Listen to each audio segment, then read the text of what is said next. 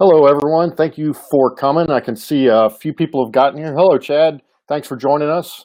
Uh, Dean, I can see you made it. That's great. Mike, hello. Thank you so much for coming in. We've got a few more minutes.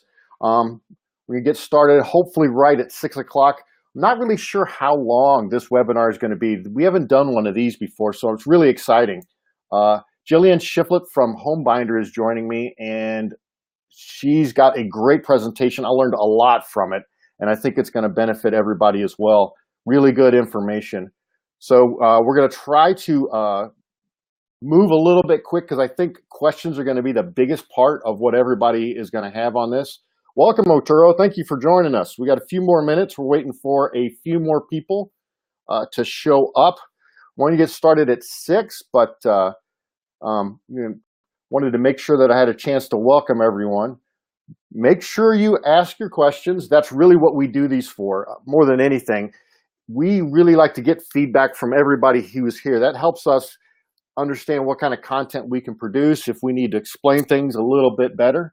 So make sure you ask your questions. You don't have to wait to the end. You can type them in the top of the screen. There's a little blue speech balloon with a question mark. Just click on that, type your question in, and we will go over them near the end. Welcome. Thanks for coming in. Mike, nice to see you. We got a few more minutes. We're going to wait for a few more people. Almost time. I'm sure everybody's had complaints from some home inspection client. If you haven't, just wait. Eventually you will. It's a part of any business. So hopefully we're going to give you some good information to make it easier to get through it, to solve things best you can. I was talking to my daughter, and one of the things that we were talking about compromise is everybody's equally upset, and she did not like that as an answer, but sometimes that's the way it is. Welcome, Justin. Thanks for coming. Got a few more minutes. We're going to wait a little bit more. Almost 6 o'clock. Forgive me for all my ums and ahs, but I want to make sure that there is a friendly voice when everybody logs in.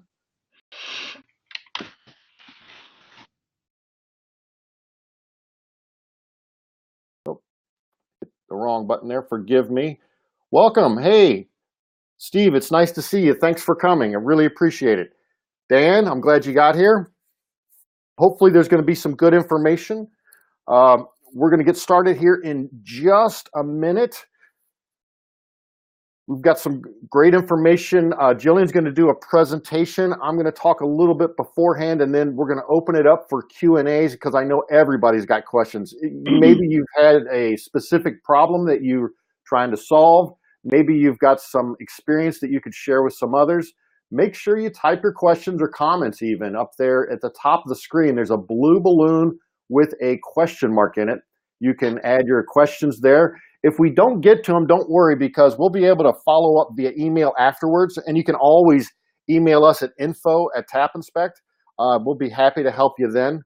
So questions are the whole key. That's what we're hoping to do. Chad, nice to see you. Thanks for coming. I appreciate it. Hey, Ken, I'm glad you made it. We're going to get started here in just a minute. Jillian Shiflett from HomeBinder is with us. This is really exciting. This is the first time I've done a joint webinar. So if it goes completely wrong and it's a mess, we're all going to learn from that, and it'll be fun anyway. So, and hopefully you're going to learn some stuff as well. Almost 6 o'clock. Looks like a couple more people have showed up. Great. Thank you, guys. Thanks for coming. We're trying to do it on Webinar Wednesday, kind of a regular thing. If the time works for you, let us know. If you'd like to see it later, maybe, be happy to find out about that. We're trying to come up with a good time and some regularity that everybody kind of knows what to expect. 6 o'clock on the Eastern side is kind of early for our West Coast people, but I like to finish my day before 8, 9 o'clock in the evening. So whatever works best, we really want to know. We're also going to have a recording of this. So if you have to leave early, don't worry. We've got a link. Probably going to put it on YouTube as well. We'll see how well how the presentation goes. I'm not sure if I want to save a complete train wreck for posterity yet. So we'll see if this is a good one or not. I'm sure it's going to be. We are just at 6 o'clock. and I think a few more people are going to show up, but I do want to get started. We're going to be talking about a five-step strategy for handling home inspection complaints tonight. And if you've been in business for any amount of time, you're going to have some kind of a callback. You're going to have some kind of customer that was either confused or not happy with your service. And the key to resolving them is through communications. And Jillian Shiflett from HomeBinder is with us. She's going to be sharing her five-step strategy, and it's amazing. It really opened my eyes. I've done a lot of the stuff she's talked about, but I've never seen it all put together in such an actionable plan. If you've read any of my content, and I've talked to most of you all on the phone, definitely emailed you, I am a huge believer that your home inspection report is not going to keep you from getting sued. And your home inspection report can help limit questions and complaints, but trying to put everything in it so you can prove your client wrong is really not the way to keep you from getting sued. It's all about communication and customer service. And it starts with the job and it continues on. One of the great things about HomeBinder that I like is that they help us stay in contact with our customers after the job. And that's really when the questions or really the complaints or misunderstandings show up. A lot of times you never hear about them until it's way too late and it's gotten out of control. So we're going to talk about that, I think, near the end, I hope, Jillian. I'm going to go ahead and turn this over to Jillian. We've got a great presentation. Jillian, do you want to introduce yourself for us and just kind of tell us how you got into this and where this came from? Absolutely. Thank you guys so much for taking some time out to join us and learn a little bit about how to better improve strategies to deal with difficult people. They're everywhere. My name is Jillian. I come from a background in home inspections. I actually worked for a home inspector in the metro Atlanta area for just shy of 3 years. And during that time, kind of got a crash course in what it's like to deal with the misunderstandings of the scope of the inspection, to dealing with diva realtors who think that all of my inspectors had x-ray vision, and any number of really unrealistic situations. And I have a degree in psychology, so I immediately started looking at the process from start to finish and looking for resources to really help quantify what it was I was doing, because my boss was noticing that when I handled complaints, we would have a different outcome than when other people in the office might answer the phone and get that complaint. So my first step was to actually provide a process or flow that we used across the board, no matter who answered the phone. And then that evolved into this presentation I'm going to give you today. And it also comes from, and have to give credit to, a international negotiator. His name is William Ury, and he's written a book and done a TED Talk on getting past no, negotiating with difficult people. And it was very impactful for me, not only in my business life, but actually in my personal life as well. I was doing some of these things, but not all of them, and certainly not consistently. And what I found was when I employed these techniques at the home inspection company where I was operations manager at that time, we saw about a 75% reduction in paid claims. And I was starting to really see taking very angry folks when they first called and many times turning them into 5-star reviews. And so I thought, I may actually have something here, and I wanted to share it with everyone. So that's a little bit about me and where this all comes from. So we'll just dive in. You guys know that most of the claims that you're going to receive, about 97% of them have no merit. Whether that's because it's outside the scope of the inspection, or there's a misunderstanding about what a home inspection is for, or just you have about 2% of the population that they're just nuts and you can't even have a conversation with them. So that's really important for us to understand. However, we can't ignore 97% of the clients who complain to us. There are some different schools of thought about that. I am in the camp that every single client who contacts you has an opportunity to be of benefit to you if you view it that way. Every single complaint is an opportunity for you to grow and for you to get better, either through constructive criticism and you begin to change policies or change procedures based on a consistent need that you see when you're honest with yourself, or you see an opportunity to really shine with someone who has had 3 or 4 encounters over a problem, and the realtor, it's not their problem. The insurance company, the homeowner's insurance that they got or the family insurance policy that they got when they bought the home isn't worth anything. And they don't have to do anything. Or the warranty company says, there's this loophole in which they don't have to take care of the client. And then they come to you and you do take care of them. And suddenly you're the hero in the situation. So the first thing that we have to recognize is our strategy is based on 5 components. We don't want to react. We want to disarm the client. We want to reframe the argument, make it easy for the client to say yes to us, and make it hard for the client to say no. So how do we do that? Well, the first part is not reacting. All of us have natural reactions when we are under stress, especially if we're being accused. And those generally fall into these categories: strike back, give in, or break off. When you strike back, that usually entails that you've got more information about the inspection or about the scope of the inspection, your limited liability. And so you want to say something to counteract what that person is accusing you of or being unreasonable about. Conversely, if you hate stress, you hate conflict, you may give in, especially if it's a realtor. You may just say, you know what, this is a diva. She gives us a lot of referrals, and I just don't want to get on her bad side, so just let her have whatever she wants. Or you may be the type of personality that prefers to just break it off. When that conversation starts getting heated, you have to go. You're so sorry, you've got to get off the phone, you've got another obligation. And you don't ever really satisfy the client or the agent, and you never really resolve the problem. Well, obviously, none of those approaches are ideal.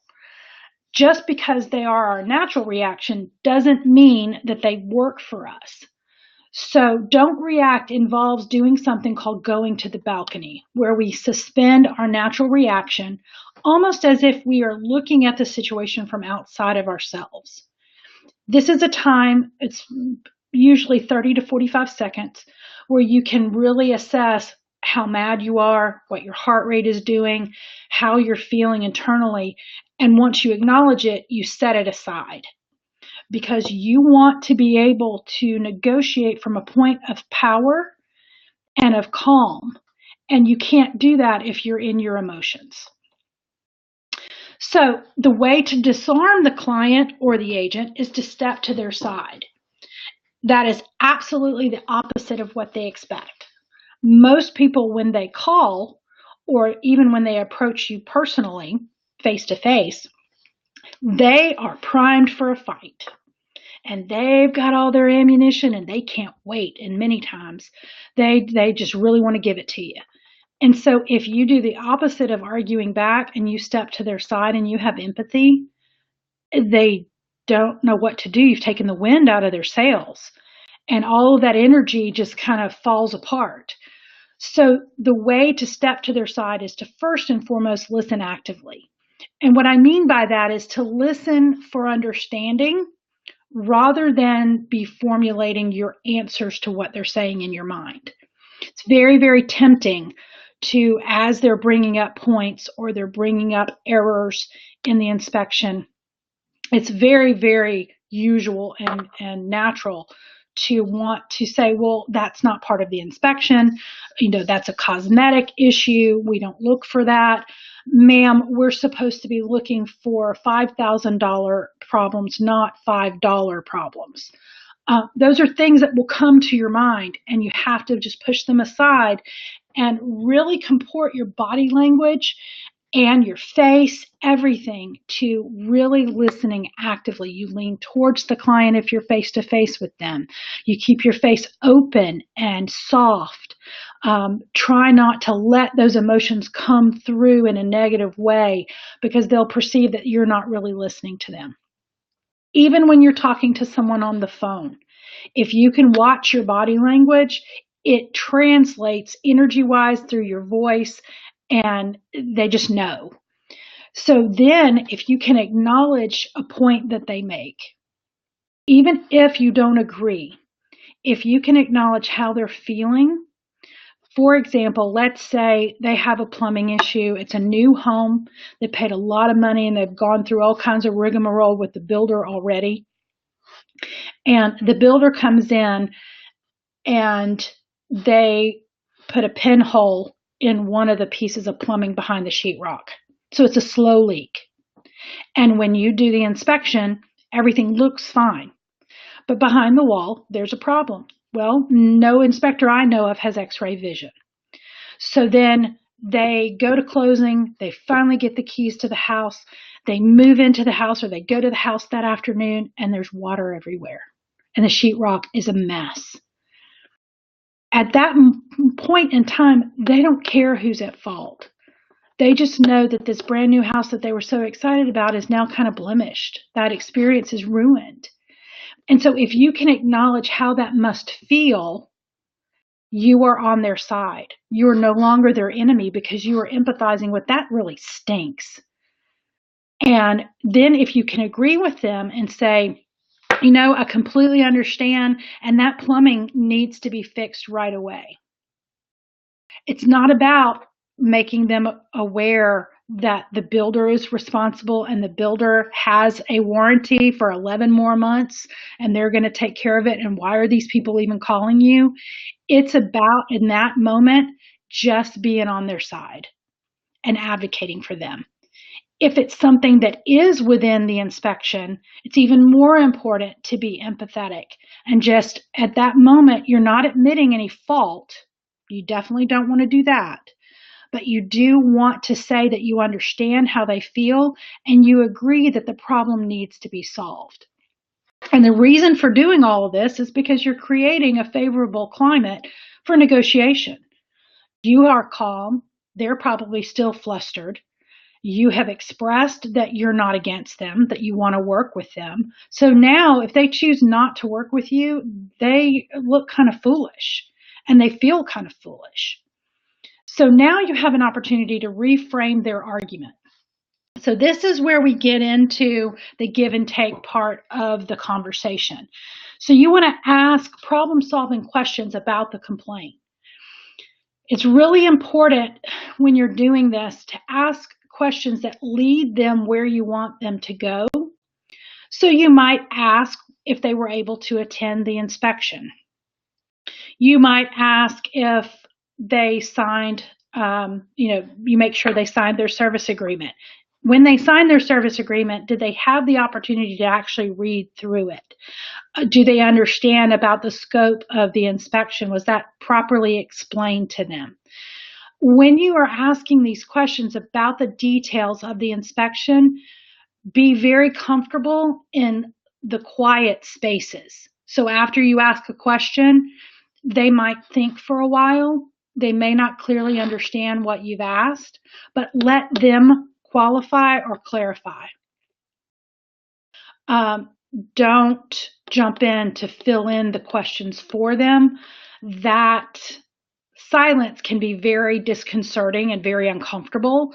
So many of us try to jump in and fill in that quiet for them, and that removes some of your power. Then you also want to give them options. So once you've got a clear understanding of where they're coming from and you begin formulating in your mind, okay, I am willing to, for example, pay for the plumber, my plumber, to come out and take a look. And I'll pay that service charge because I've got a relationship with him and I know he'll take good care of them, but he won't make up something to harm me and my company. So you're already thinking about that. So they get to the very end. You acknowledge what they've said, maybe even repeat back to them what you think you've heard them say so that you're really, really clear. And then you give them options. So, this plumbing situation is really important to get taken care of, and I can understand why this is very frustrating for you. Would you prefer that I send out my plumber that I recommend immediately, or do you want to take some time to interview and find your own plumber? You're not agreeing to pay for the other plumber, but you're giving them a choice. And you can begin to work with them to solve something where they feel like they have a little bit of control. And that's really going to de-escalate the situation, because the reason they're so spun up is they feel completely out of control. You do need to be aware that there are complaint tactics that people use. I call them stonewalls, attacks, and tricks. So a stonewall is something that generally needs to be tested. And it's sometimes things like, I'm going to call my attorney. I'm going to sue you.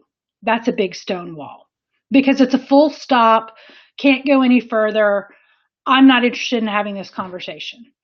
And you test it by saying, Mrs. Smith, I understand that you're very upset and you're well within your rights to contact an attorney. However, I do want to make sure you understand that the minute that you talk to an attorney, our attorney is going to let me know that I can't talk to you anymore. And that's a little bit frustrating for me because I feel like if we could talk for a few more minutes, we probably could come up with a solution that's acceptable to you. But if you want to talk to your attorney, please let me know and we can just end this call now. Well, that's testing that stone wall, because 9 times out of 10, they're going to say, well, I don't know. What are you offering? Or what is your solution? How can we work together? So now it's like, oh, so you're not really saying you're going to call your attorney. You just don't have any other ammunition. So you're throwing that out there to see what sticks. And you just continue to remain calm and let the person know, of course they can do that. But if they do that, here's what you have to do. Attacks are things that when you're being really calm, they see that they are not going to get this huge $65,000 compensation that they thought they were going to get when they first called you.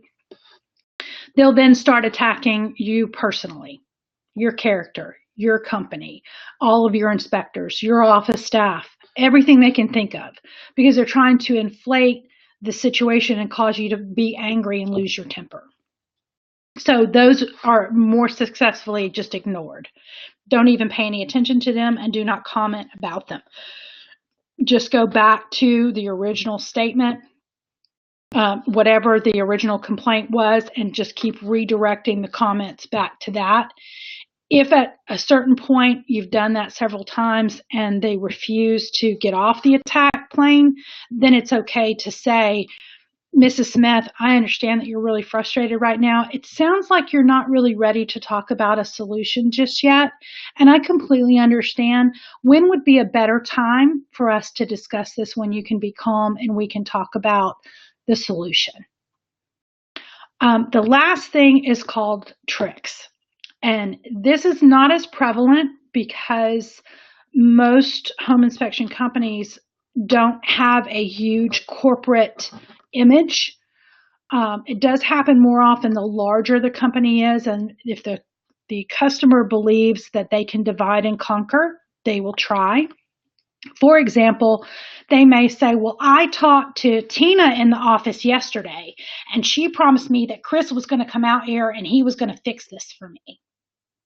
Well, Tina is sitting right next to me and she's shaking her head no, because that's not at all the conversation that they had. And I know darn good and well it's not, because I know her and I know she would never say that. So that's another one that you test. We do document every conversation that we have. And I'd be happy to review the conversation that you had with Tina later on this afternoon if you would like. Well, that kind of pokes a hole in that, and they don't want to go any further into that. So once all of that is tested, you've gone back to the original complaint, you're still in a problem-solving mode, you have the opportunity to change the complaint into an opportunity for great customer service. And this is where you're going to continue offering options and you're going to build a bridge for them. And what I mean by that is it's very difficult, even at this stage, to take an angry customer and pull them to your point of view. You actually have to begin from where they are. You've done that a little bit by showing the empathy that I recommended. But you also have to understand that you have so much more power in the situation, and that client is actually really uncomfortable because you have the ability, using the agreement they signed, the industry standards of the scope of the inspection, your lawyer that you probably have on retainer, all of these things give you the power, if you choose, to crush them and say, look, you're completely wrong. I don't have to deal with this. And you're being unreasonable, and I'm tired of talking to you, so you just need to go away. But what you choose to do to have a successful outcome is you begin where they are. You tell them that you completely understand how frustrated they are and that you want to be part of the solution, that you serve the people in your community and you want to take care of them, whether it's inside or outside the scope of the inspection. But you want to present to them the idea that you're trying to do what is fair, what is reasonable. Your goal is mutual satisfaction. Mike had mentioned when we were first talking that negotiation is many times both sides not getting what they want. Everybody's a little bit disappointed. I like to view it as good negotiation means both sides win. You may not win everything that you want, but especially for us as home inspectors, what the key thing we really want is satisfied customers who tell other people about us. What we do not want is disgruntled customers who tell way more people about what they don't like about us. And in the age of social media, in the digital age, you cannot afford to have a disgruntled customer. They have way too much power to hurt you after the fact. And it costs a lot of money and a lot of time to mitigate what they've said, especially if it's not true. So you walk to where they are. You have these options that you've offered them. You begin to express that you want to give them a benefit, a solution that's fair to them, that is mutually satisfying. And you use all of this to make it hard for them to say no. Because if they say no, they get nothing except their anger. But if you use the information that you have and it brings them to their senses, but you're not embarrassing them by letting them feel like they're stupid and they should have known better. You are their partner in this. You're going to work with them. You're going to use things like building a coalition. Maybe you have a warranty company. And instead of sending them to the warranty company, you tell them, you know what? I understand that you're really frustrated and this is a bit overwhelming for you. How about if I take this situation and I'll take it to the warranty company for you? I'll send in all the paperwork for you. Or, you know what, that plumber that you said that I could go ahead and send out, how about I give him a call as soon as I hang up with you and see if he can come out today and just get this solution started for you. I know that this is very stressful for you and I want you to be able to relax and enjoy your home. You're not really giving that much, but you are being generous in the way that you talk to the client. You're using the power that you have to educate them. So you might say, you know, generally we don't inspect irrigation sprinklers because they are under the ground, at least a portion of them. and therefore they're excluded from the scope of our inspection. But I can imagine that this is really frustrating for you. I can have Georgia Sprinklers come out. There's a $75 service charge that I'm happy to pay to have them come out. Now, whatever they determine that they need to do will be between you and them, but I will go ahead and pay that to have them come out. Does that feel fair to you? And in most cases, they're going to say, wow, you've just educated me that you don't have to do this legally, but you're willing to do that because you value me as a person and as a customer. And most people, most reasonable people, are going to be really impressed. And it reaffirms your relationship with them. So when they say, wow, you'd be willing to do that? Absolutely, Mrs. Smith. You're very important to us. We live in the same community, and I'm not interested in just collecting my inspection fee. I'm interested in making sure that you have a great home that you're going to love to live in, and that we have a great relationship, and you know that you're my client for life, not just for this home. And there's your 5-star review. So in summary, we want to make sure that we don't react because it removes us from our position of power. We want to disarm them by being on their side as much as we can, agreeing wherever we can without accepting blame. We want to reframe the argument so that it becomes a potential for us to work together and an opportunity for a 5-star review. We want to make it easy for the client to say yes to us because they're saying yes to themselves.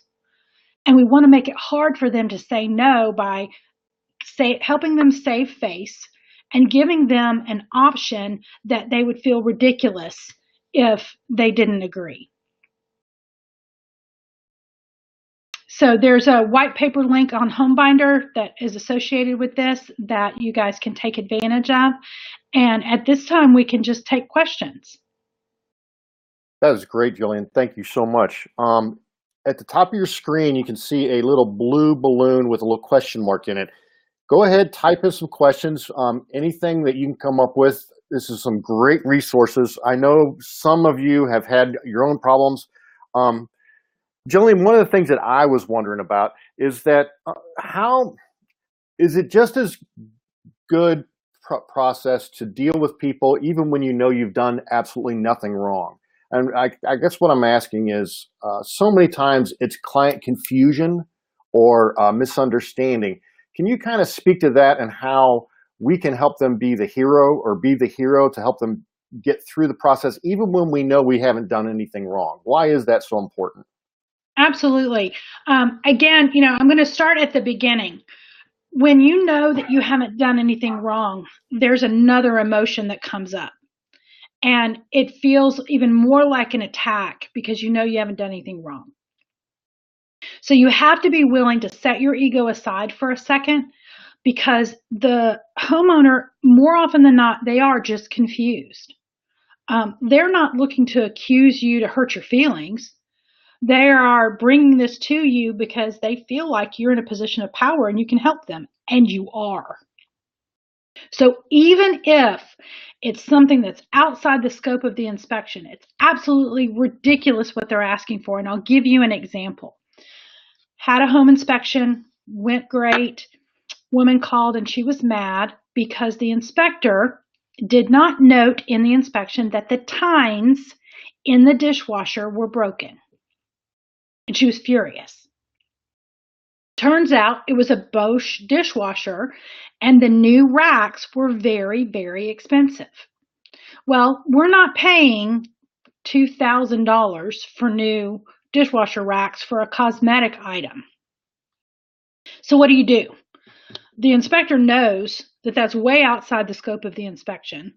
We're not responsible for pulling open the dishwasher and checking the drawers and the tines to make sure that they're not broken. But she doesn't know this. So the way that we handled that was to say to the client, Mrs. So-and-so, that I can understand why when you purchased this high-end home, she had mentioned that they'd used their life savings to buy this really fancy house. We understand that there's a certain expectation that the appliances are going to be in a particular condition. And the fact that they weren't is very frustrating to you. You did share with me that you feel that the homeowner was a bit deceptive about not listing certain cosmetic and small items like this. So I would recommend first that you speak with your real estate agent and see if she can help you in that regard. But we're more than willing to talk to you about what we can do to help you with the previous owner, but we're not able to pay $2,000 for dishwasher racks when a brand new dishwasher would be a fourth of the price. So we're more than willing to take some money off the cost of your inspection for your hassle and your trouble.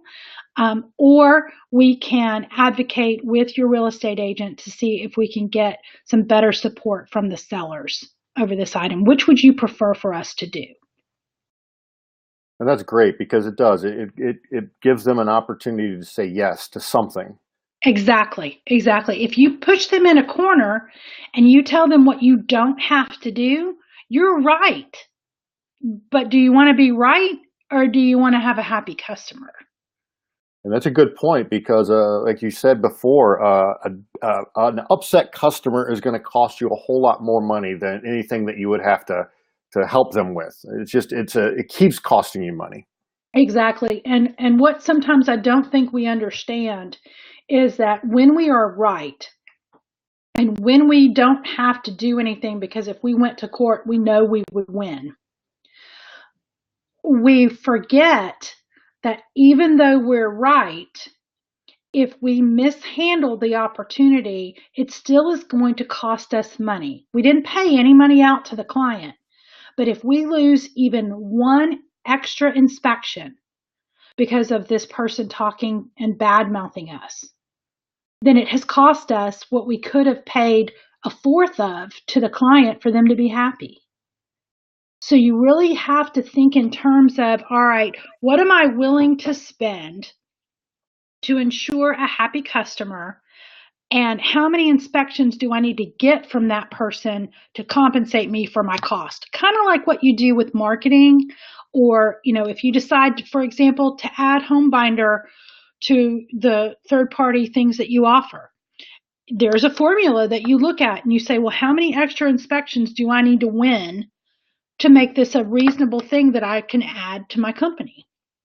Well, how many dollars do you have to sacrifice for this client to get a good review so that she says, yeah, you know what, I had a really frustrating problem, but I spoke with Jillian over at Discovery and I wasn't 100% happy, but I was really pleased with the fact that they worked really hard to come up with a solution, and they were very respectful and they treated me kindly.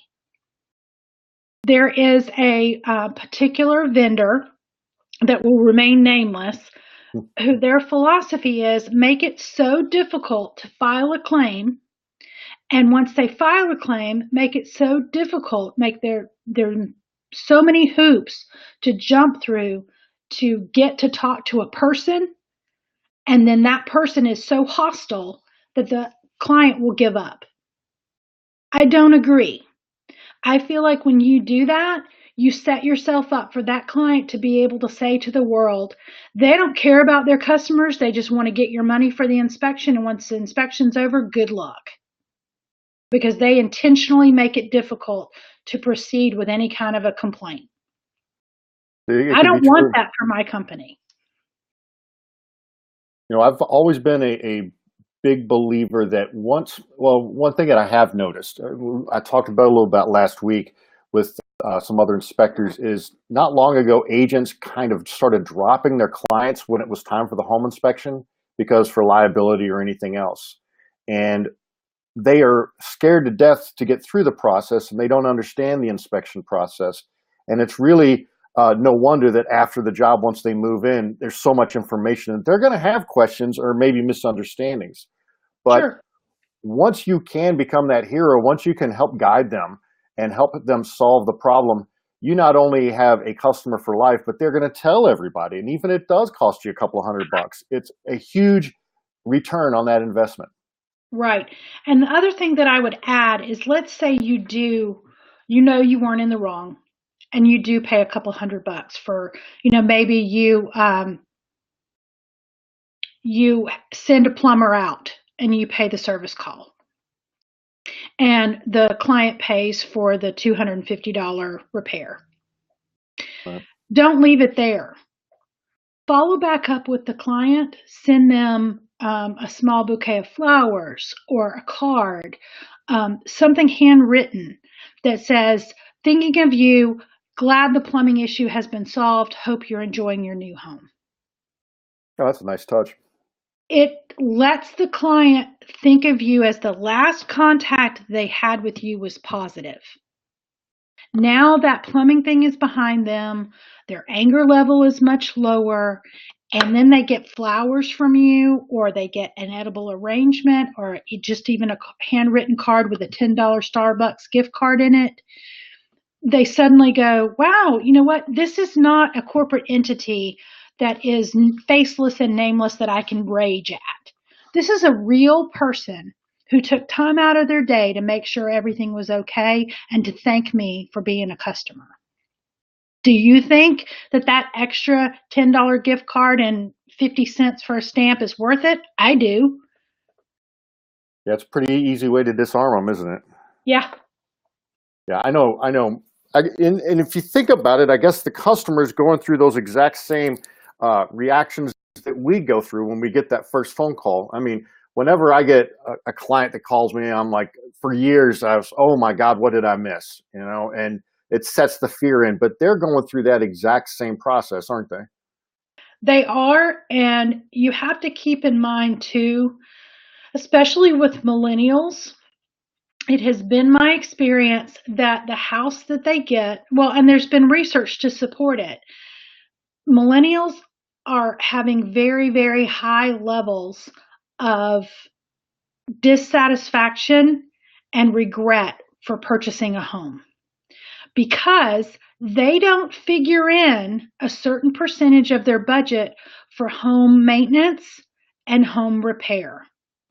And no home is perfect when you buy it, not even a brand new construction. And if you don't have money set aside and you buy a home that the mortgage is right up to what you can afford to live, and then you have something break, you're going to be regretful. And you're going to feel stupid that you didn't know this and you didn't plan for it. And your agent's long gone in many cases. The builder is difficult to get in touch with if it's a new home. You got to go through 17 million hoops to get them to come back out. And if it's not a brand new home, other than complaining to your parents who are going to say, I can't believe you didn't know that's part of home ownership, who are you going to complain to? There isn't anybody but your home inspector. You're the last man out kind of situation. And I saw that Katie said something about it's always millennials. Millennials are at a disadvantage in many cases because with the age of technology, parents are no longer showing their kids how to do stuff. How many kids, millennials included, go out and buy a car and don't know how to change a tire, don't know how to change their oil? There's places you can go to have that done, but you really should know how to change a tire in case you get trapped on the side of the road. How many homeowners buy a home and don't know how to change the air filters?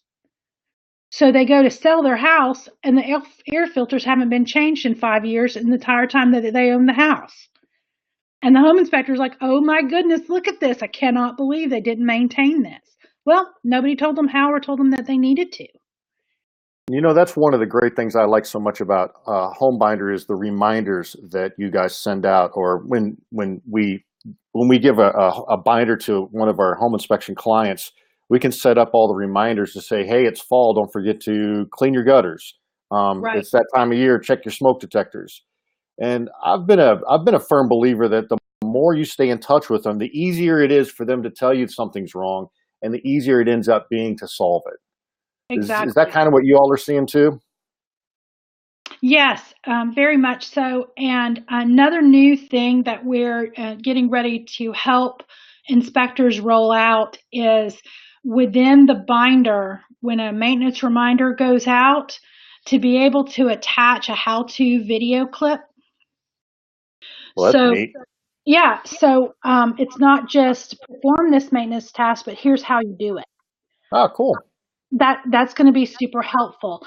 Being able to give homeowners some resources. The home pros, you guys are experts in your area. You know who the reputable craftsmen are. And so if you're moving locally, maybe you already have a plumber, maybe you already have an electrician, or you've got a neighbor that has one that you trust.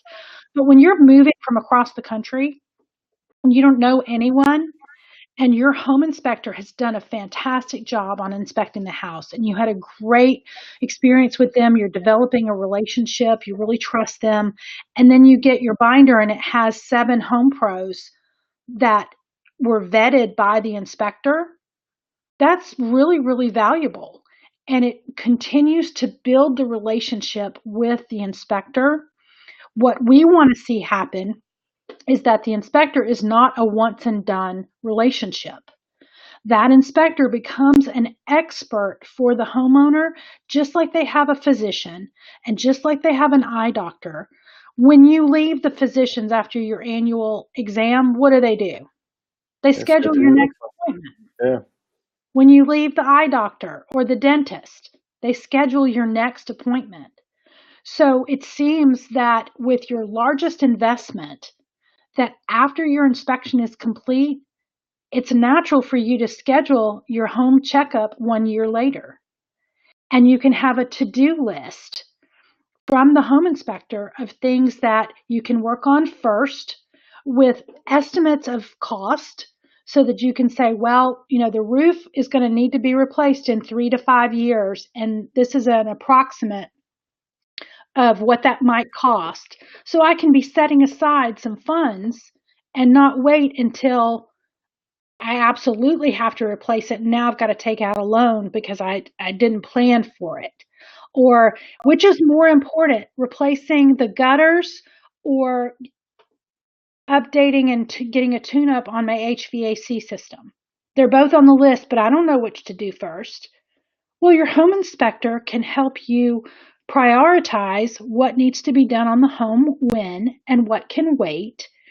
And then when you have your annual checkup, can say, it looks like you've done 5 of the 10 items that are on the list. You're well on track for keeping up with the maintenance of your home. Everything looks good. Those folks that you hired to do these tasks did a really good job. And you can keep that up so that when you go to sell the home, your home is more valuable than when you bought it. And that's kind of the point, right?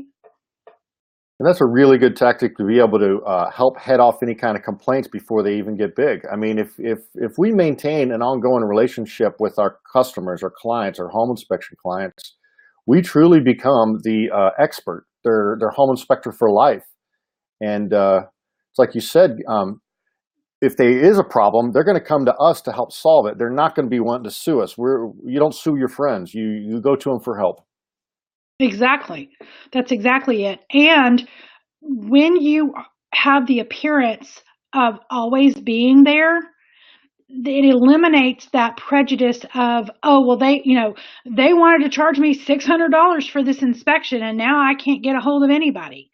No, we charged you the lowest amount of anybody that was involved in the real estate transaction, from the appraiser to the real estate agent to the mortgage broker. We made the least amount of money. We are subject to the highest amount of liability, and we're still here. We're still interacting with you and helping you take care of your largest investment. This has been great information. Thank you so much, Jillian. I really appreciate you taking the time. If you guys have not gone to HomeBinder to see what they do, take a look. It includes a recall check. They send out reminder emails to your customers so they remember to do maintenance and stuff like that.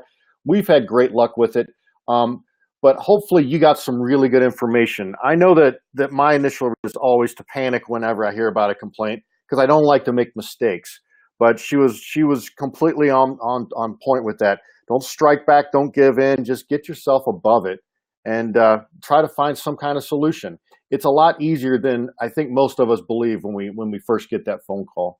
So thank you again so much, Jillian. I really appreciate it. Thank you all for coming. Thanks for the opportunity to share. Oh, it's great. Hopefully we can do another something like this soon. You guys have got an amazing point of view after the home inspection. And it's something that a lot of us home inspectors, we don't get a chance to see because like you say, we're off to the next job. So thank you again. Thank you. You guys have a great evening. Thank you so much. Take care, everyone. And send us any questions. Be happy to answer them.